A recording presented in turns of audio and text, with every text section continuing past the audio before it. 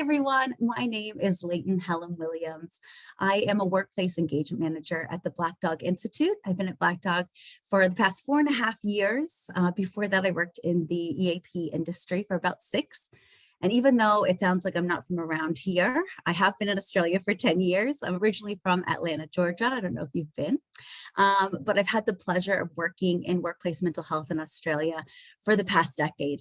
And the primary reason we're having this webinar today is that over that decade, while we've seen amazing advancements in how often people talk about mental health, that it is a priority in workplaces, that we have more services available to us, there's still a significant gap that exists in our comfort level in talking about these different help-seeking pathways with confidence and authority.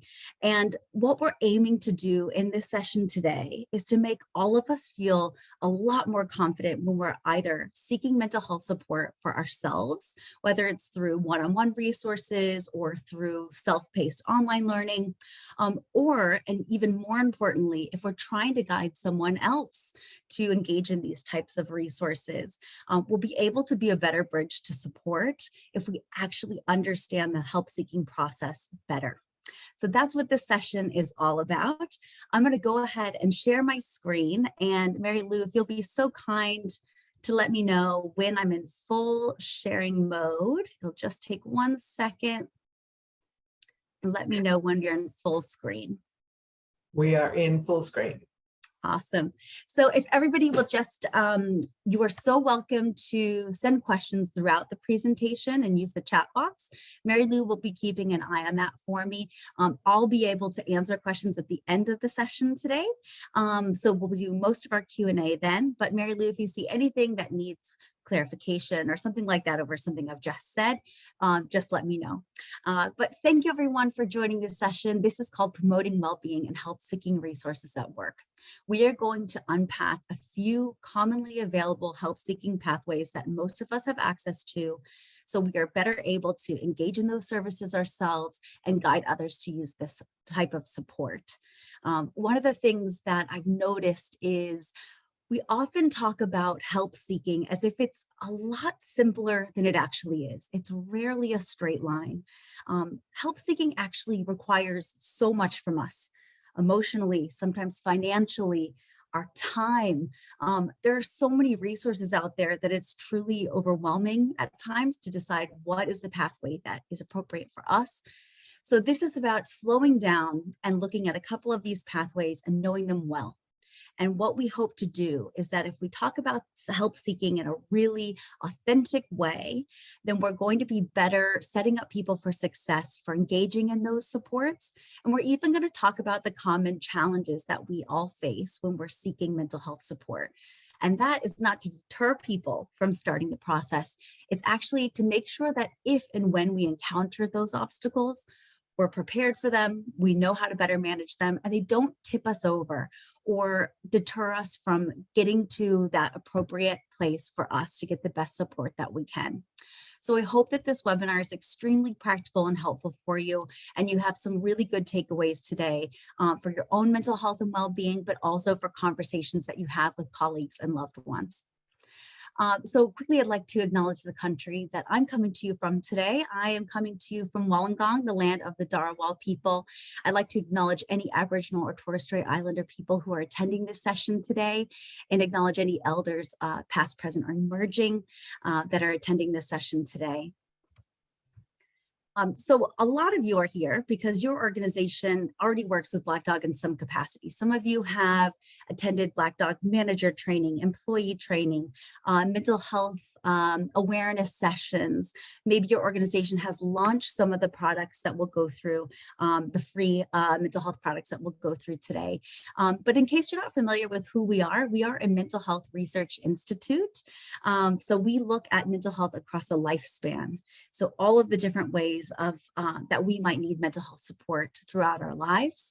And I come to you from the education team. So Black Dog delivers education to workplaces, communities, schools, and to healthcare professionals. So one of the things we'll talk about today is the process of getting a mental health care plan from a GP. one of our jobs is to make sure that as many GPs as possible are helpful for you when you do that. So that's a little bit about us, but let's talk about what this session will be focusing on today. So when we talk about getting mental health support, that can mean a lot of different things. So first, we're going to talk about individualized support, which basically means when we are seeing a clinician one-on-one. And the two ways that we're going to talk about those types of support today are going to be through an employee assistance program, an EAP, and then also a mental health care plan through a GP. So we're going to be going through those in details, common misconceptions people have about those types of services, and why you might choose one over another, or when you might engage in both. So we'll make sure that's super clear. We're also going to talk about online resources available at the Black Dog. So Black Dog offers free self-paced online learning about your own mental health and well-being. So we'll talk about a few resources there, our public webinars and online clinic. We'll also talk about the free app Headgear, which is all about resilience and mindfulness that's available for free to everyone. And then lastly, we're going to talk about self-care planning. Self-care planning is one of those topics that seems fluffy to a lot of people, and it is very much not fluffy. It's extremely logical. So we're going to talk about how we can engage in that effectively. So again, any questions, pop them anytime into the chat box. I'm going to get to them at the end, unless something is super urgent, but please type away and we will absolutely do our best to answer every question. So I would love everyone that is in this session today to walk away from this webinar with this shared belief that seeking mental health support is practical, resourceful, and demonstrates self-compassion. It makes sense. A lot of the things that stop us from getting mental health support, it could be things like financial pressures on our time and availability. But I always think it's important to take a moment to have a reflection about stigma, and not just social stigma. That's the one we talk about really often. So what do other people think about mental health or my own mental health, or what it means to seek mental health support?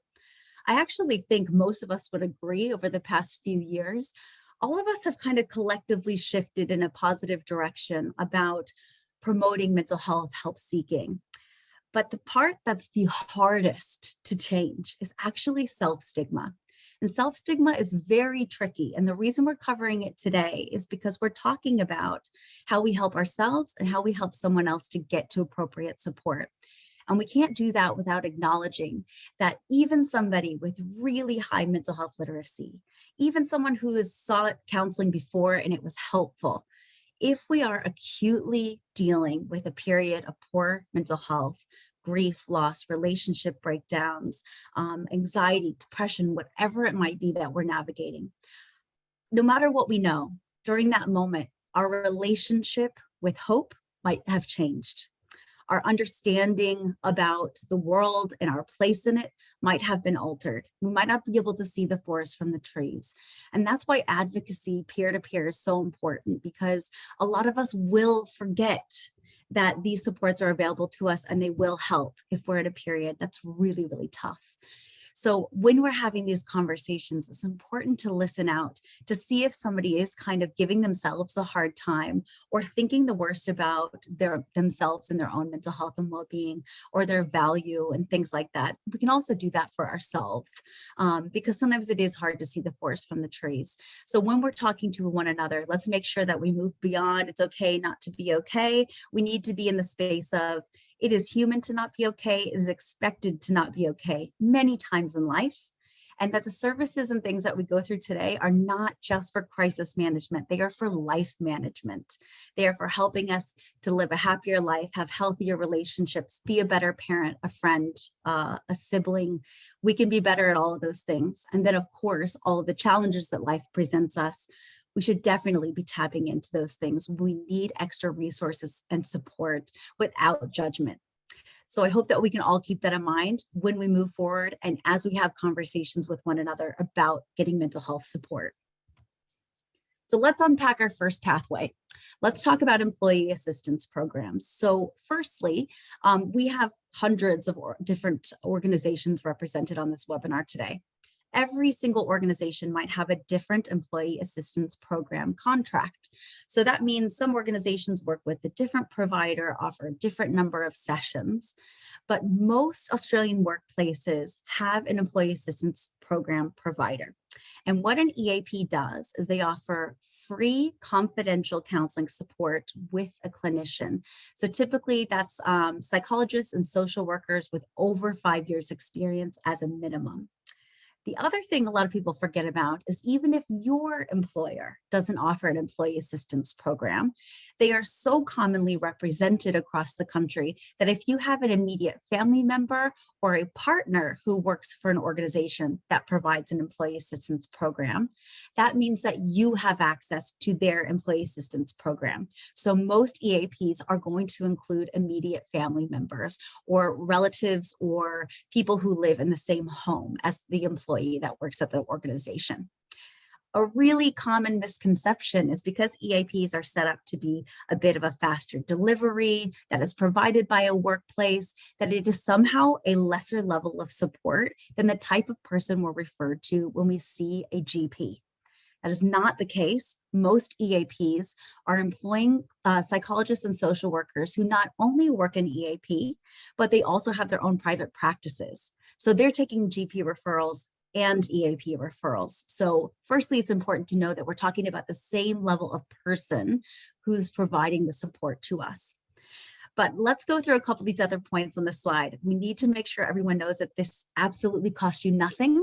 So a GP referral, we might have a gap payment that we need to pay. So if finances are tight, this might be a good option for us. EAPs are completely confidential, so do not be fearful that your workplace will know what you went for or that you went at all. So what information an organization receives from an EAP is not juicy. This is information that is essentially how many people have used the service in a year, what's the average use, and what are the high-level presenting issues. That means things like family discord, depression, substance use. So it would just list off really high levels of presenting issues. So the organization can then provide more supports in those key areas. But no one will know what you went to that support service for unless you decided to disclose that to someone. It's also important to remind everyone here that EAPs are for you and your family. So that means anyone over 18, you can have them use the service. They can book in directly with the EAP provider through their booking center. You can go in for talking about couples therapy and actually going in as a couple. You can discuss co-parenting with someone maybe you're no longer in a relationship with, but raising children with. You can bring in your partner even if you're not in a long-term relationship. You can also bring in any family member that you need to talk through important matters with. So I think it's important to expand our idea of why we would use this type of service, because it's not just for work-related stress, and it's also not just for crisis.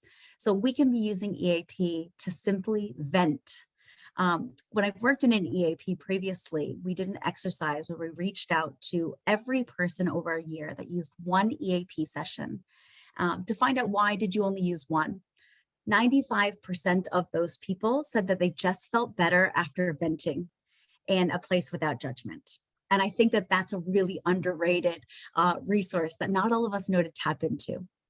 So most EAPs are going to provide you between 3 and 6 counseling sessions with the same clinician. So let's go to some of the common misconceptions that you see in the bottom of the slide here in that middle box. So an EAP is often, people will see the phone number around. So you'll see it maybe at the bottom of a memo, you'll see it on a poster, something like that. And people will make the misconception that this is a hotline, that you're going to call in, you're going to talk to a counselor immediately, but you might talk to a different counselor each time. So most EAPs are not set up this way. They're actually set up as a booking center where you call into the booking center. You're not speaking with a clinician, but you need to have your calendar in front of you because they'll go through what the availability is and you'll choose an appointment. If you like the counselor that you see, you get to stick with the same person for all of your sessions. So you can see that person over the phone, video counseling, face-to-face, depending on what's available and what your preference is. But some of the other things that are important to address are the things that anybody needs to know about counseling. And I kind of refer to these things as counseling 101.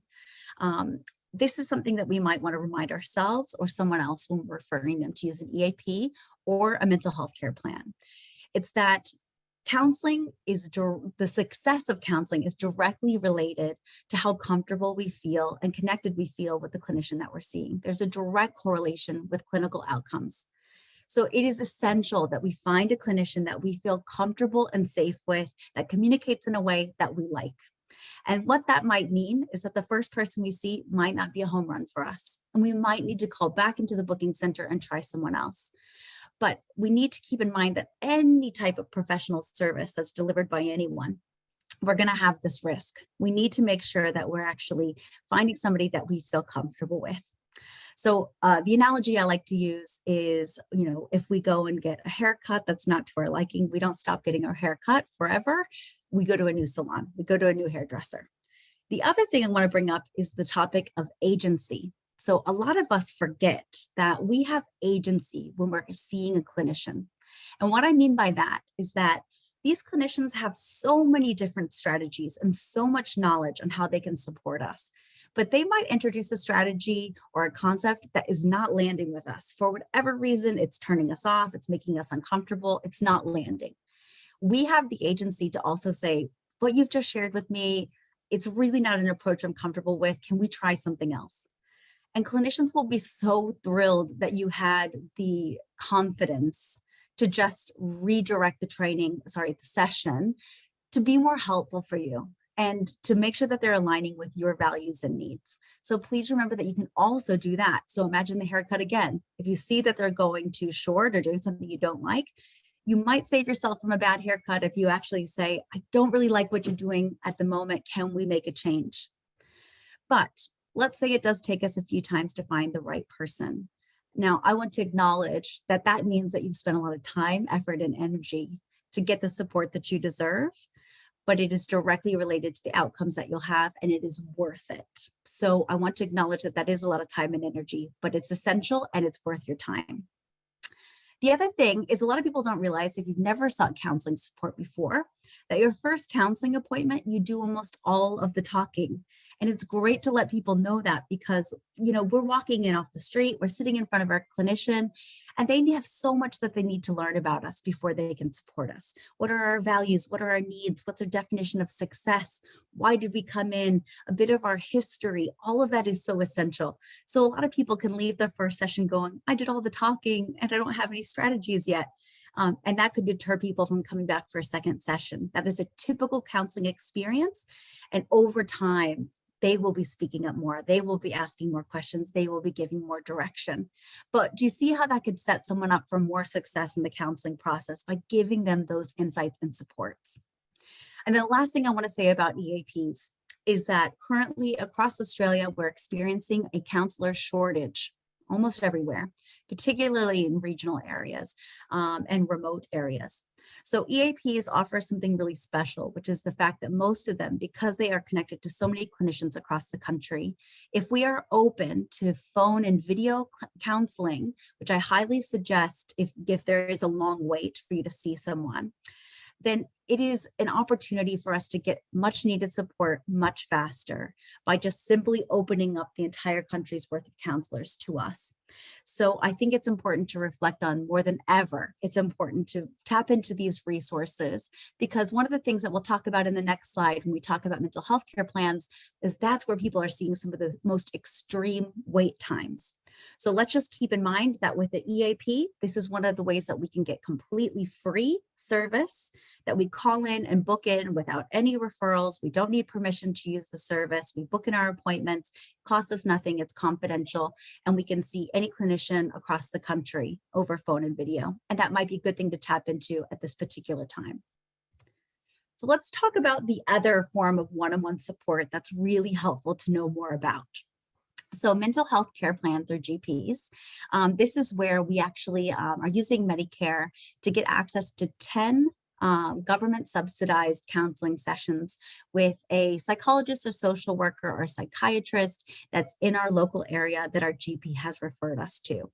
So I've already pointed out that the EAP, we can call in, book an appointment. With a GP, This is something where the first steps that we have to engage in are a little bit more tedious for us, the person who's looking for support. So let's just talk about that process first. So in order to get a mental health care plan, we would call our GP's office or go online, make a booking. It's essential that your booking is for either what they call a mental health appointment, or some doctor's offices will just refer to them as a longer appointment. What that means is we get 40 minutes with our doctor, not just the standard 10 or 15 minutes.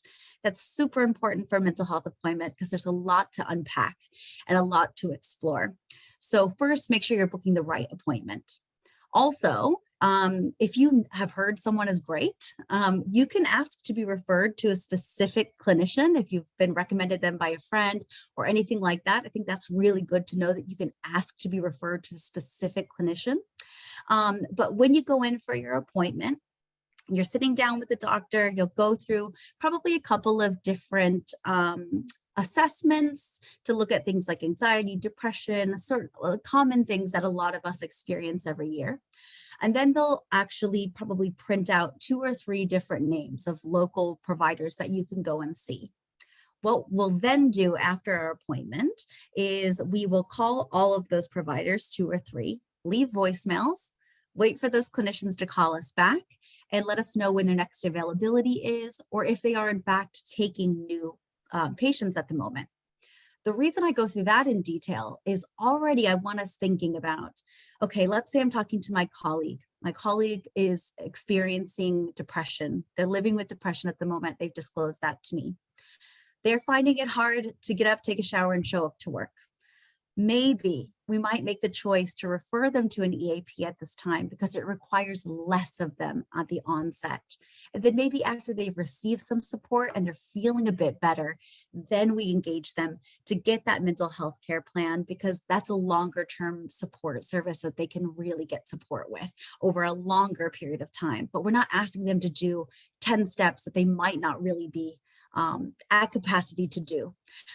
So let's just keep that in mind. So we leave our voicemails, they call us back, they let us know when the next appointment is, and either we book in an appointment when they have availability, or they might say, I've got a wait list, can I put you on that? If that's the case, the answer should be yes. There's no reason not to go ahead and get on that wait list. And we know that we can engage in the EAP in the meantime.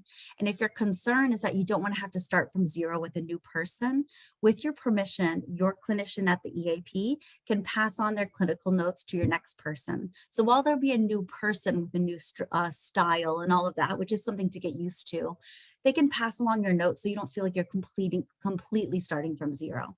But the main point I'm trying to get across here is that if there's a 2-month waiting list, you don't deserve to wait 2 months. There are things that we can engage with in the meantime. We can also use things like Beyond Blue, which is someone where it actually is a hotline and we can talk to a clinician today and get some support to knock the edges off, to make life a bit more manageable in the meantime while we're waiting for support.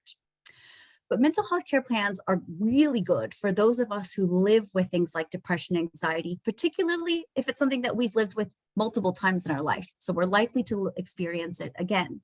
So having a long-term plan is like supporting any type of illness that we all might experience multiple times. So if somebody's living with diabetes, they need to have a health management plan. If I'm living with ongoing anxiety, I need to have an anxiety management plan. So having a longer term relationship with a provider in my local area is going to be a great option for me. It also has touch points built into your mental health care plan with your GP. So if for those of us who are exploring medication or things like that in conjunction with a therapy we're receiving, we get to have all these touch points to make sure everything's working properly. Do we need a different referral? Do we need to make another change? So it's a different approach to counseling that's really combining all of the skills and expertise of your GP and the clinician they refer to in your area. This is something where we have 10 sessions a year. That's almost a session every single month. And there is something really empowering about if we're feeling overwhelmed, if we're going through something hard, once we book in that appointment, it actually knocks the edges off because we're doing something to put some control in place to manage a challenging situation. So I hope that we all feel like we've got a good idea about when we might engage in EAP, when we might engage in a mental health care plan, and the benefits and challenges of both. So now let's talk about a couple of things that are not that one-on-one counseling approach to mental health support, but evidence-based tools that Black Dog has created that are free for everybody attending this session today. The first one we'll go through is Black Dog's My Compass program. My Compass is a self-paced online learning program where each user, they join, they sign up, we do an assessment at the beginning, and then My Compass will actually give you recommendations of modules to complete based on what your needs are. So let's say I'm presenting with some issues with depression and sleep. A lot of the modules they're going to recommend to me are going to be about those two topics or topics that are commonly related to those two topics. Another great feature of this program is we have mood tracking. So this is important because I think sometimes when we're in the thick of it, when we're going and seeking counseling support, when we're doing work on our own mental health and well-being, if we're really even just focusing on improving our self-care, it can be hard to measure the progress that we're making. So mood tracking gives us an opportunity to actually note a few different things, not just how we're feeling that day, but who we saw and what we did that day, and to start over time making correlations between those activities and moods, and to think about what types of days we might need more support than others. So this is a program where we have over 7 weeks worth of content. It's completely free and all of you guys can register today. At the end of today's session, probably in about 2 days, you're all going to receive a summary of all the tools that we go through today. So you can create your own My Compass accounts. You can get all of the tools that we actually navigate today. We're also going to talk about Black Dog's online clinic. So the online clinic is a really good tool for those of us who actually have a hard time articulating what's going on for us. So remember at the beginning of the session when I was talking about barriers to support and stigma and self-stigma and all of those types of things. One of the other barriers to support is truly lack of self-awareness. So a lot of us might know our mood is low. We might know that we're not feeling ourselves, but we don't know how to explain why it might be happening or what it could potentially mean about our own mental health and well-being. And that in and of itself stops a lot of people from getting support. So Black Dog's free online clinic is a bunch of detailed assessments where we can look at everything from depression, anxiety, sleep, our relationship with food, substance, all of those types of things. And at the end of your assessments, we will actually give you some recommendations of tools that you can look at, and you can even hit print and have a summary that you can hand to a GP. So let's say you don't even want to start the conversation with your GP. You don't even know how to begin. Bringing an assessment like this that you can simply hand over to your GP can start the conversation for you. So if you do have somebody that you love or care about or a colleague that's having a really hard time articulating what's going on, this is a great place to start. Black Dog also offers free public webinars every single month. We've got webinars on navigating your teen's mental health, breaking down depression, some amazing online programs for high school age kids about mental fitness. All of those are completely free and available to the public every single month. So you guys will be receiving in the summary of resources a link to where you can actually sign up for those. And those are free to the public. Anyone is invited to those. So have a look at that. And then we also have a huge online resource library. Anything you ever wanted to know or explore about mental health, you can find it on our website. And that's just Black Dog's regular website. We've got it broken down into research, resources, all sorts of things like that. So there's a plethora of information available to you. The app that I want to introduce you guys to today is called Headgear. So this is completely free in your app store on your phone. And this is a program we actually created in partnership with Movember and Beyond Blue, where we're trying to make mindfulness more, I guess, welcoming to an audience that thought it was a little too fluffy for them. This is about focusing on practicality. So what Headgear is all about is looking at 2 main types of therapy. The first one is mindfulness, which I've already mentioned. And the second one is called behavior activation therapy, which is a very fancy way of saying, I'm going to commit to doing the things that I know keep me well. And while that sounds obvious to us, we all often do something that is really terrible, which is when we're feeling stressed out, maybe from work, family stuff, whatever it might be, Some of us want our to-do list to be as short as possible. And so we actually take off all the things that actually bring us joy. So we cancel our plans with our friends. We don't go for that walk. Instead, we just work more.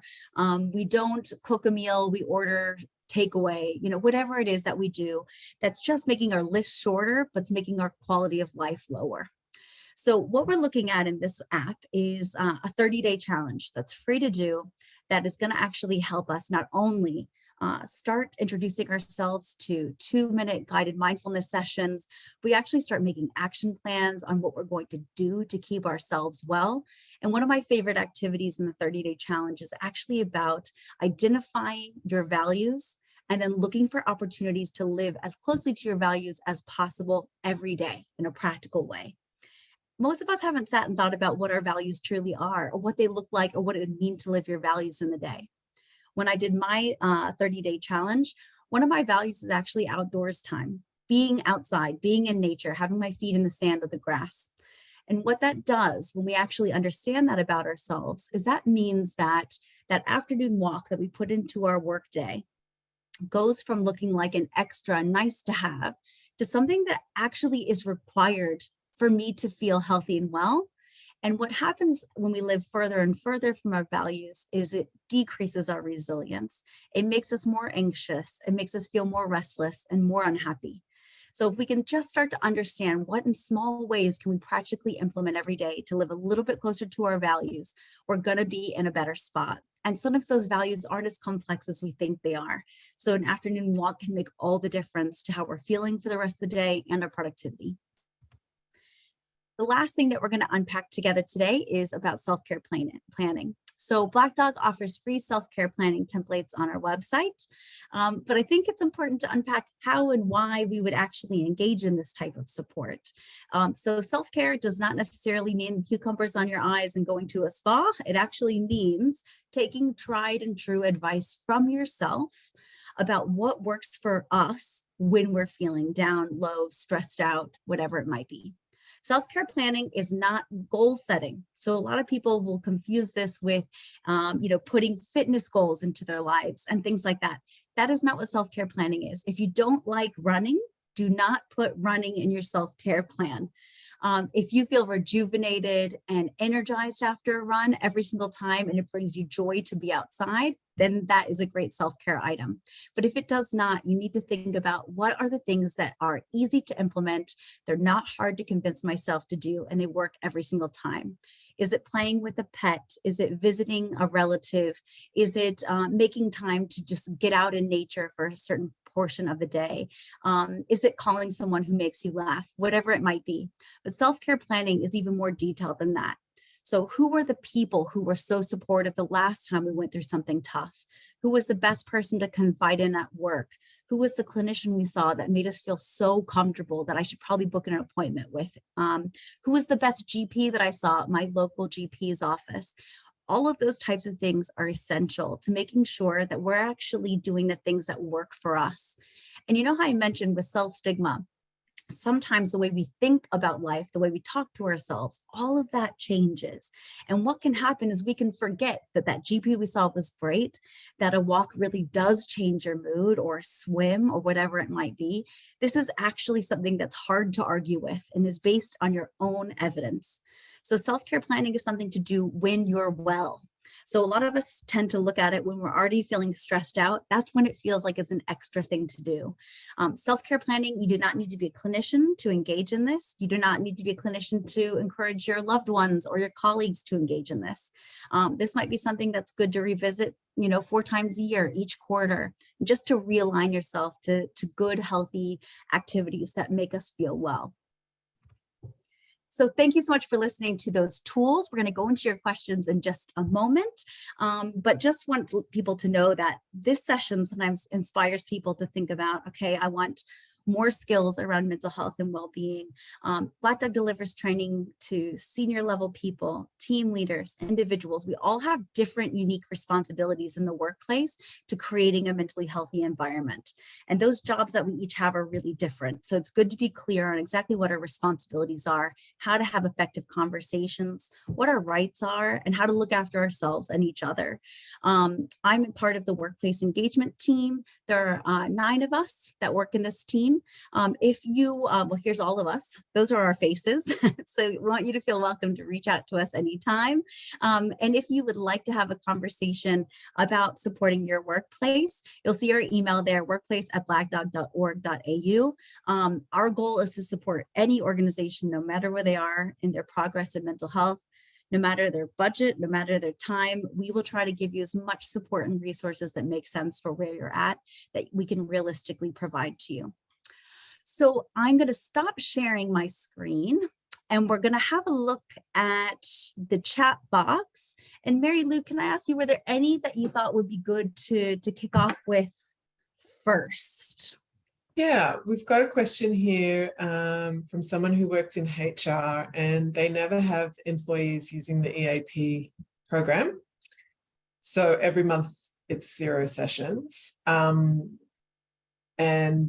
they're just wanting to know if you have any tips around encouraging the use, or do managers provide the info to employees on a regular basis? Oh, no, sorry. The managers do provide info to employees on a regular basis, but obviously they're seeking more. Totally. Tips. Well, it's a huge shame. I hope after a session like this, everybody's thinking to themselves, I mean, this is literally free counseling that we might pay hundreds and hundreds of dollars an hour for somewhere else.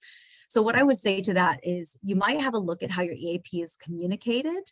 And there's a few different things that are important to include is, are we giving enough information to shape people's expectations effectively for what the service is, what it isn't, and how to actually book an appointment? So I think that sometimes it's actually needing to take the communications a few steps forward. So are we explaining how to book an appointment? Those counseling 101 points I made on the EAP slide about what to expect in counseling, finding the right fit, all of that kind of stuff. The point that I made about how these are the same people who were referred to for a mental health care plan. The other thing I might say is it might be a great thing to actually ask your organization through a survey. Guys, we have this amazing EAP. This is what it does. This is how you book an appointment. We're shocked to see that no one is using it. We'd love to hear if what's stopping you, if there are any barriers to you interacting with this support, or is there something you don't understand? You might find that confidentiality is a real fear that people have. So you could actually provide them with the information then, that that's not something to be fearful of at all. But maybe it's important to ask the question and then actually address that. So if your organization has a town hall or anything like that, spend 5 minutes and go, we want to make sure you guys use this program. We put it here for a reason, because it's not just for supporting you if you're dealing with depression, anxiety, it's to support you in life. And we want to make sure that you know all the following great things about it. But we also want to address some of the concerns people had that they sent to us through our survey. So answer them out loud.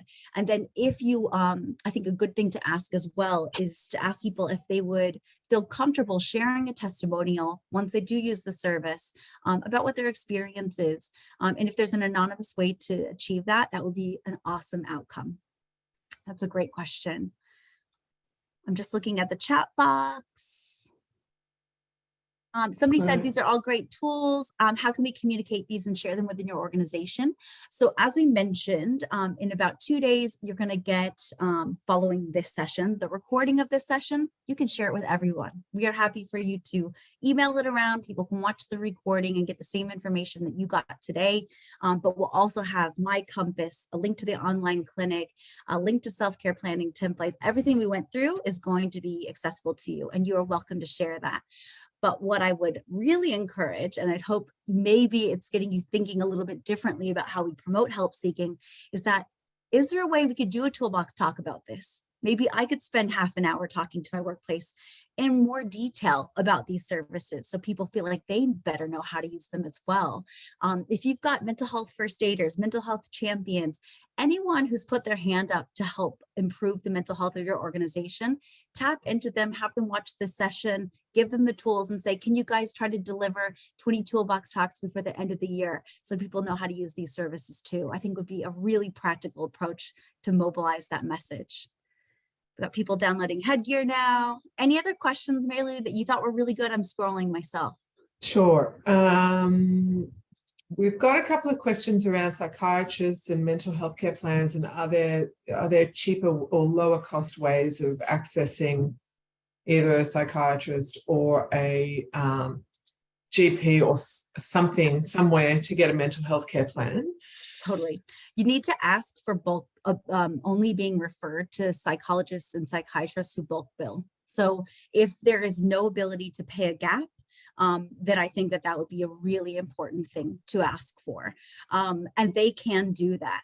The other thing that might be a good way to start to get one-on-one support to talk through exactly the services that you're looking for, that honor where you're at, your financial situation, all of that is Beyond Blue. When you talk to that clinician, you can actually unpack all of this about your own personal situation. So don't be afraid to use a hotline like that to just kind of make your help seeking a bit more manageable. So actually talking to an individual, say, these are my needs. This is where I'm located. I'm having a hard time finding a psychiatrist that bulk bills, all of that kind of stuff. And they'll be able to offer you one-on-one support in your area to help you navigate that. So try to think of it as kind of like a mental health concierge service. It's not always about receiving counseling. They're there to help us when we're feeling like we need to get appropriate support. So I would really recommend that. But if you can ask to only be referred to people who bulk bill, and your doctor might even say, can I get back to you? Because I have to do a little research, and that's fine too. So just keep that in mind. But again, the EAP, I do want to flag that organizations that offer, let's say 3 to 6 sessions, some offer up to 10. I worked in EAP for 6 years, and I'd never heard of an organization turning down someone who needed additional sessions. And the way that they do that to make sure that confidentiality is still held up to the highest degree is the account manager who would look after that account would be made aware that a clinician has said, I'd like to see Leighton for another 3 or 4 sessions. Can you go to the organization and see if that's okay? So the EAP goes to the organization and says, an employee, not Leighton, an employee of your organization has reached their 6th session. The counselor thinks it's clinically appropriate to continue supporting them for an additional 3 to 4 sessions. Is that approved? And I have never heard of it not being approved. So I also think it's okay to ask for more. When you're actually using an EAP. Most organizations are really happy to accommodate additional sessions. And like I said, they will absolutely not know unless you've told someone in your organization that you're using the service. So I think that's another reason that an EAP, if we're facing financial pressures, which so many of us are, particularly at the moment, that takes that at least that part of the pressure off the table. So I think it's good to know that. Let's see.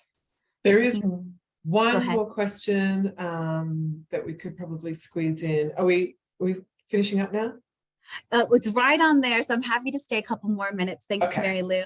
Cool. Because these questions are so good and so important. So if you need to run, we totally understand. And thank you so much for joining us. We'll take a couple more questions here just so everybody gets the support that they want. So what was that one, Mary Lou? Petra has asked, do we have resources to assist in developing an organization's own health and wellbeing program? Yes. So Black Dog does a form of consulting called the Black Dog Mentally Healthy Workplace Audit Tool. This is kind of a more formal, this isn't just training. This is actually where Black Dog will work with an organization, typically people in your type of role, where we'll look at 16 key criteria that's based on Black Dog research about mentally healthy workplace risk and protective factors. We ask for you guys to provide evidence in those areas. And then we have a half-day consult where we actually talk about what are your areas where you're performing really well? What are the areas of major opportunity? How do we triage what this organization's needs are? What are our quick wins to improve the interventions that we are offering? And then are we actually, we talked about promoting mental health and EAP and all that stuff on this session today. Are we effectively doing that? Has anyone reviewed it for us and given us any feedback? Are our interventions competing with one another versus reinforcing one another? So we would absolutely support an organization in a holistic way with that type of consulting. And then obviously, yeah, we do training for those 3 levels I talked about. So senior execs who have organizational level responsibilities, job design, job control, all of that, that's on them. Then we have our team level responsibilities. Those are managers who know how to support people practically and effectively, to know how to receive a disclosure, offer reasonable adjustments. And then we have the individual who also has a lot of responsibility in the workplace to look after their own mental health and well-being and to look after their peers and guide them to support effectively. So we also deliver trainings for those things like that, in addition to the free resources we talked today. I think we probably should wrap up there. I thank you all so much for being part of this webinar today. I really hope that you found it practical. If there's anything you found particularly helpful or that you want to hear more about in future webinars, we'll do these about 4 times a year. Please feel free to pop that into the chat and share your thoughts with us.